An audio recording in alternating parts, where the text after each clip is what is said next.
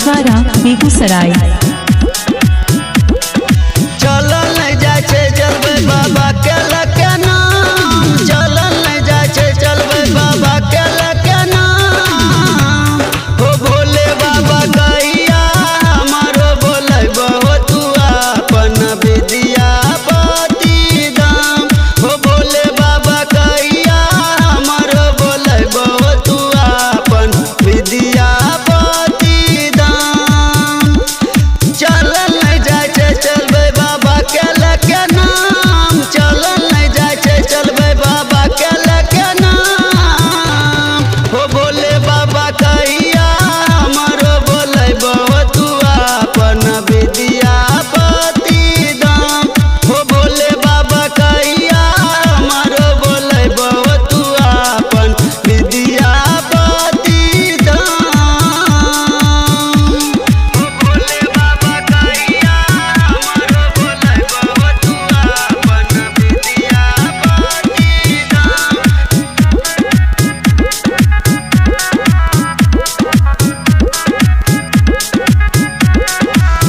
झमटिया घाट से हम हूँ बाबा उठब गंगा जल हो। रैया जे टूटल फूटल के न पहुँचबै दाम। ए बाबा झमटिया घाट से हम हूँ बाबा उठब गंगा जल हो। रैया छे टूटल फूटल के न पहुँचब दाम हो।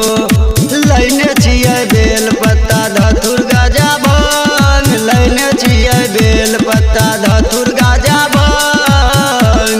हे भोले बाबा कहिया हमारो बोले बहु तू अपन विद्यापति धाम।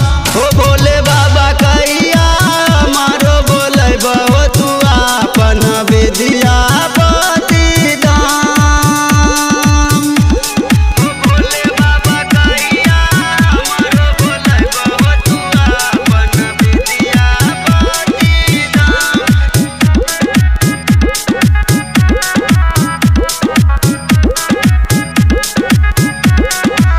झमटिया मुरली डोल भुतरी पहुँचबै गंगा सागर हो।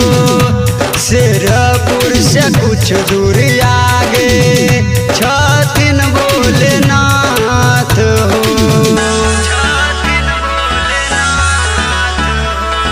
झमटिया मुरली टोल भुतरी पहुँचबै गंगा सागर हो।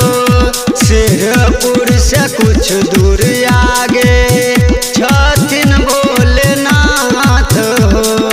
मनोज कन्हैया कृष्ण गोविंद परेशान, मनोज कन्हैया कृष्ण गोविंद